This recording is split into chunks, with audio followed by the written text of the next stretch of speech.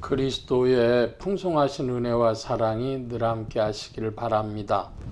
오늘 이 아침에는 창세기 제 34장 18절로 31절까지의 말씀, 생명의 삶 큐티 10월 14일자 말씀입니다.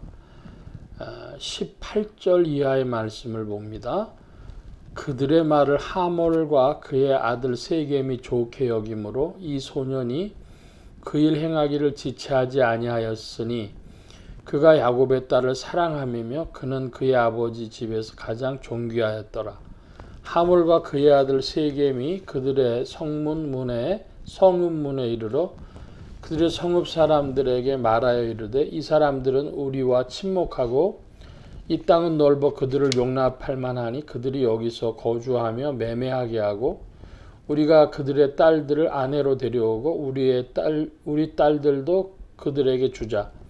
그러나 우리 중에 모든 남자가 그들이 할례를 받음같이 할례를 받아야 그 사람들이 우리와 함께 거주하여 한 민족 되기를 허락할 것이라. 그러면 그들의 가축과 재산과 그들의 모든 짐승이 우리의 소유가 되지 않겠느냐. 다만 그들의 말대로 하자. 그러면 그들이 우리와 함께 거주하리라. 성문으로 출입하는 모든 자가 하몰과 그의 아들 세겜의 말을 듣고 성문으로 출입하는 그 모든 남자가 할례를 받으니라.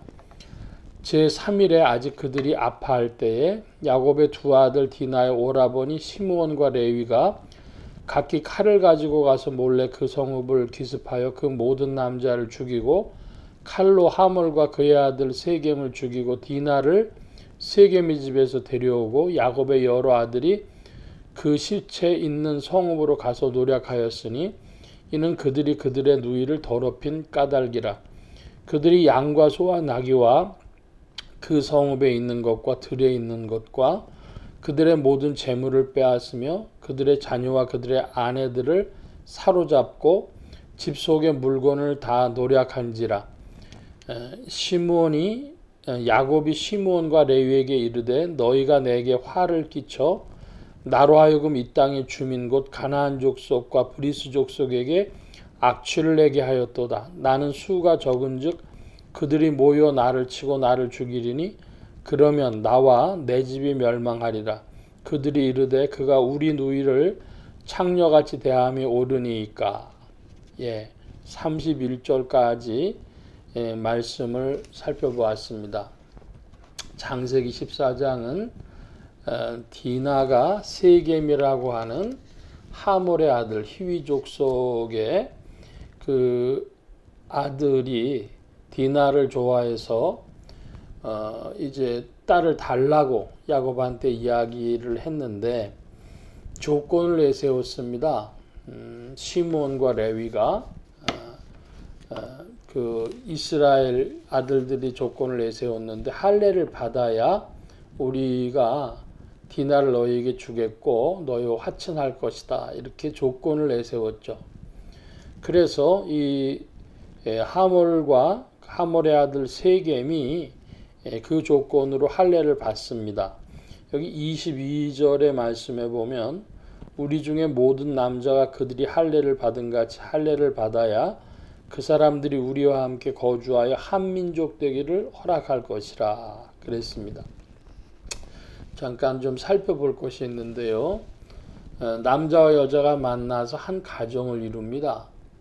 이 가정이 조금 시간이 흐르면 이제 그 여러 가족들이 모이게 되겠죠.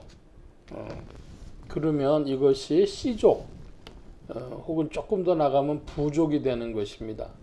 그래서 부족들의 연맹체로 국가가 형성되죠. 부족 국가라고. 그래서 고구려 이전에는 오부족 연맹체로 돼 있었던 그 고구려를 주몽이 고대 국가로 만들었지 않습니까?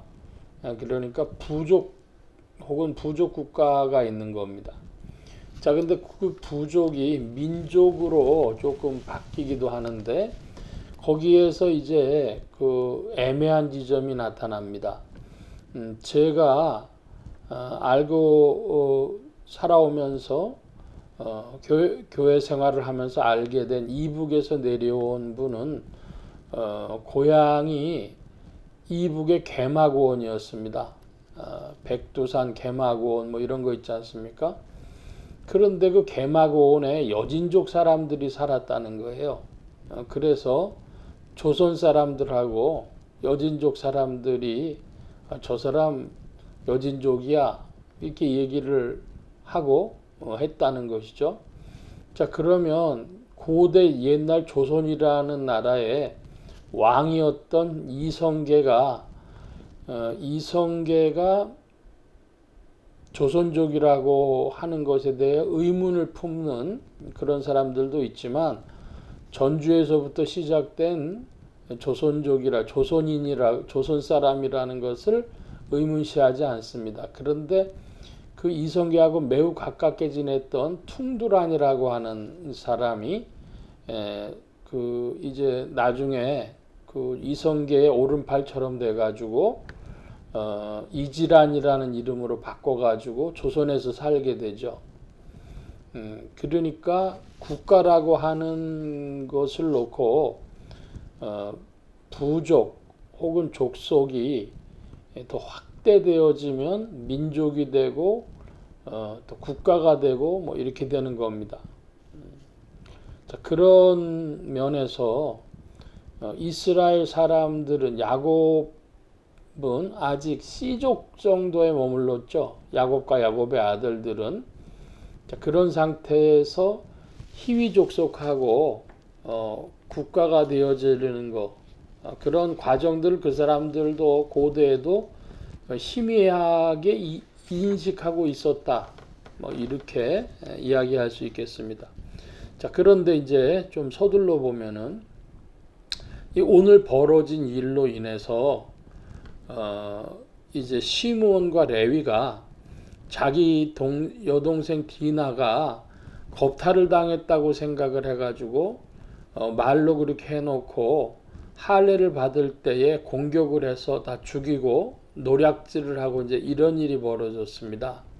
그랬더니 야곱이 이거 큰일 났다. 그렇게 할 때에 이제 디나의 오레비들이 뭐라고 얘기하냐면 그들이 이르되 그가 우리 누이를 창녀같이 대우함이 옳으니까 자기들이 화나고 그렇게 한 일의 정당성을 주장하죠. 그런데 이 일로 말미암아 25절에 나오는 야곱의 두 아들 디나의 오라비 시몬과 레위가 장자권을 잃게 됩니다. 이스라엘 12아들의 장자권 문제는 매우 좀 큰 것인데요. 첫째 아들 르우벤은 7계명을 범하는 그런 일 때문에 장자권이 없어졌고 시몬과 레위도 그렇고 그래서 유다에게 장자권이 넘어가는 것으로 이렇게 보죠.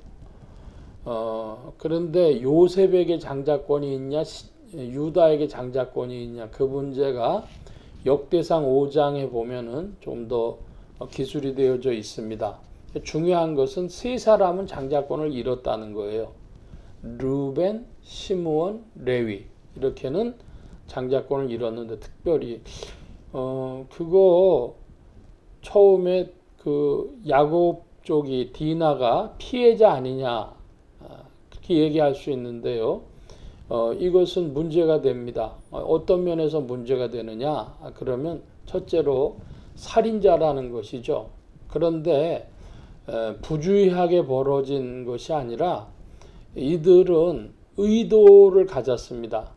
함정을 파고 그래서 그걸 통해 가지고 계획적인 살인을 한 거죠.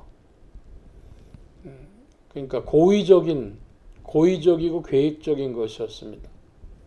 또 한 가지 그들이 하나님의 이름을 팔았습니다. 할례를 받아야 된다. 할례를 왜 받냐? 하나님 백성 되려면 할례 받아야 된다. 이렇게 한 것이죠. 그래서 우리가 요것을 좁혀가지고 교훈을 얻는다고 하면 정당 방위 내지는 내가 의가 있다. 내가 피해자다. 그랬을 때에도 그 피해를 회복하는 것에는 한계가 있습니다. 이에는 이, 눈에는 눈, 뭐 그런 표현이 모세법에도 있습니다만은 그 여동생이 그 이제 창녀처럼 대우받은 것에 대해서 그쪽 사람들을 다 죽이고 그 세겜이 아닌 세겜과 관계된 사람들이죠. 세겜 사람들을 죽이고 그들의 처자식들을 사로잡고 물건을 노력한 일이 옳으냐? 그건 전혀 정당화될 수 없는 문제죠. 이것은 이제 야곱의 괴로움이 됐고 걱정거리가 됐습니다. 이제 이 사건은 엘베델로 올라가는 그 연유가 되어지는 것이죠.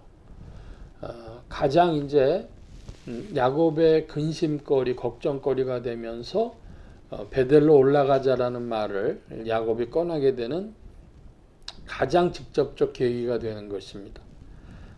그래서 시므온과 레위는 장자권을 잃었다. 오늘은 여기까지 말씀 보겠습니다. 기도합니다. 만복의 근원 되신 하나님 함께하여 주셔서 우리가 여러 가지 일들을 대할 때마다 우리는 모든 것을 바로잡고 싶어하고 혹은 당한 것보다도 더 분개하여 더 피해를 주려고 하는 그런 아담의 성품을 가진 옛사람의 성품을 가진 인생들입니다. 주께서 우리를 다스려 주셔서 그리스도 예수 안에 있게 하여 주시고 온유와 겸손으로 그리스도를 배워가는 인생들이 되어지도록 새 사람의 길을 걸어가도록 도우시고 인도하여 주옵소서. 온 교회와 성도들과 죄종들이 함께 하심에 예수 소망교회와 온 성도들과 부족한 종이 함께하여 주옵시고 복음 전파 영혼 구원하는 일에 쓰임 받으며 성령님과 함께 전진케 하여 주옵소서. 도우심 구하며 감사하며 의지하올 때에 예수 그리스도의 이름으로 기도하옵나이다. 아멘. 하늘에 계신 우리 아버지여 이름이 거룩히 여김을 받으시오며 나라의 마옵시며 뜻이 하늘에서 이루어진 것 같이 땅에서도 이루어지이다. 오늘날 우리에게 일용할 양식을 주옵시고 우리가 우리에게 죄 지은 자를 사하여 준 것 같이 우리 죄를 사하여 주옵시고 우리를 시험에 들게 하지 마옵시고 다만 악에서 구하옵소서. 대개 나라와 권세와 영광이 아버지께 영원히 있사옵나이다. 아멘.